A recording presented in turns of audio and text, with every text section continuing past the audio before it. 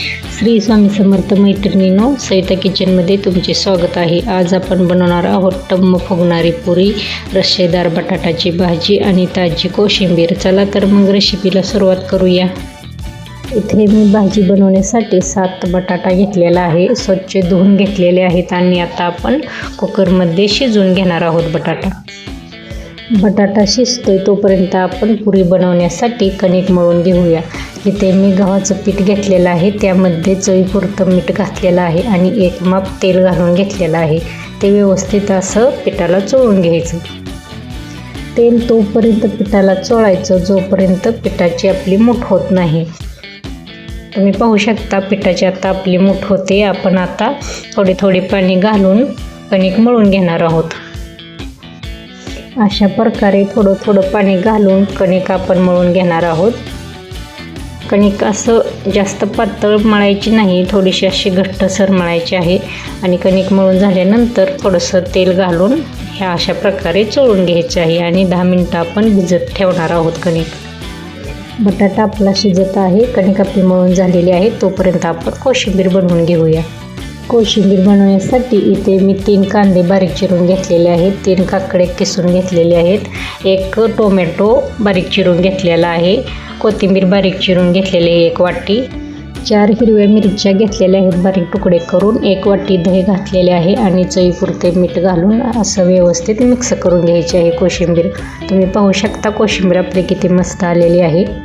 अशा प्रकारे कोशिंबीर बनवून झालेली आहे। कोशिंबीर आपण फ्रीजमध्ये ठेवणार आहोत। कोशिंबीर बाहेर ठेवली तर कोशिंबीर आंबट होते, त्यामुळे कोशिंबीर बनवून झाली की लगेच फ्रीजमध्ये ठेवून द्यायची। आपण आता बटाटा शिजलेला आहे, भाजी बनवून घेणार आहोत। भाजी बनवण्यासाठी तर फोडणीसाठी मी कोथिंबीर घातलेली आहे, 1 कांदा बारीक चिरून घेतलेला आहे, तो असा व्यवस्थित परतून घ्यायचा आहे। कांदा लालसर होईपर्यंत परतून घ्यायचा आहे। कांदा व्यवस्थित परतून झालेला आहे। आता आपण यामध्ये 1 बारीक चिरलेला टोमॅटो घालणार आहोत आणि तोही पण असा व्यवस्थित परतून घ्यायचा आहे। त्यामध्ये चवीपुरते मीठ घालायचं आहे आणि व्यवस्थित असं परतून घ्यायचं आहे। त्यानंतर गरम मसाला, काळं तिखट, बारीक केलेले खोबरे, लसूण, आलं मी एकत्र बारीक केलेलं आहे, ते यामध्ये टाकून घ्यायचं आहे आणि व्यवस्थित असं परतून घ्यायचं आहे। परतून झाल्यानंतर आपण शिजवून घेतलेला बटाटा बारीक फोडी करून घेतलेले आहेत, ते यामध्ये घालून घ्यायचं आहे आणि व्यवस्थित असं मिक्स करून घ्यायचं। मिक्स करून झाल्यानंतर आपल्याला थोडेसे ह्यामध्ये पाणी घालून घ्यायचं आहे। पाणी जास्त घालायचं नाही, थोडंसं पाणी घालून घ्यायचं आहे। आपल्याला रस्सेदार तिखट झणझणीत अशी भाजी करून घ्यायची आहे, त्यामुळे पाणी थोडंसंच घालायचं आहे। अशा प्रकारे भाजी पण आपली बनवून झालेली आहे। तुम्ही पाहू शकता भाजी आपली खूप छान झालेली आहे। भाजीला तरी पण व्यवस्थित आलेली आहे आणि रस्सा पण आपला खूप छान झालेला दिसतोय। तिखट झणझणीत अशी आपली भाजी बनवून झालेली आहे। बटाटाची भाजी बनवून झाली आपली, कोशिंबीर पण बनवून झालेली आहे। कणिक आपण मळून भिजण्यासाठी ठेवलेली होती, आता आपण पुऱ्या लाटून घेऊया।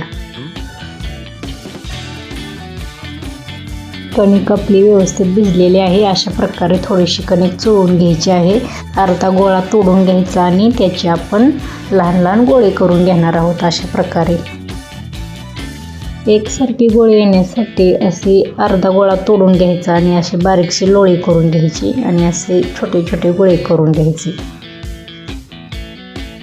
हे पहा, तुम्ही पाहू शकता सगळे गोळे आपले एकसारखे आलेले आहेत। आता आपण पुऱ्या लाटून घेऊया।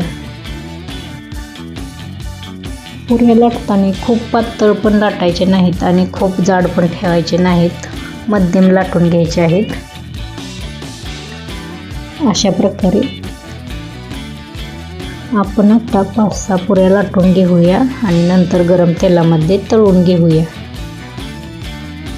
पुऱ्या करताना एकदम सर्व पुऱ्या लाटून ठेवायच्या नाहीत, 4-5 लाटून ठेवायच्या आणि तेवढ्या तळून घ्यायच्या, नंतर परत दुसऱ्या लाटायच्या। एकदम पुऱ्या आपण लाटून ठेवल्या तर ते खरपेजून जातात आणि अशा फुगत नाहीत। तुम्ही पाहू शकता पुऱ्या आपली किती छान आलेली आहे, कशी टम्म फुगलेली आहे। मी ते गव्हाच्या पिठापासून पुरी बनवलेली आहे. मैद्याचा अजिबात वापर केलेला नाही आणि मैदा वापरायचा पण नाही. मैदा हा शरीरासाठी चांगला नसतो, त्यामुळे गव्हाच्या पिठाच्याच पुऱ्या बनवायच्या. तुम्ही पाहू शकता आपली पुरी किती छान आलेली आहे. अशा प्रकारे सर्व पुऱ्या आपण आता बनवून घेणार आहोत.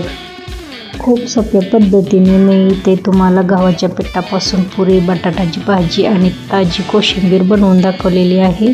रेसिपी आवडल्यास लाईक आणि सबस्क्राईब करायला विसरू नका.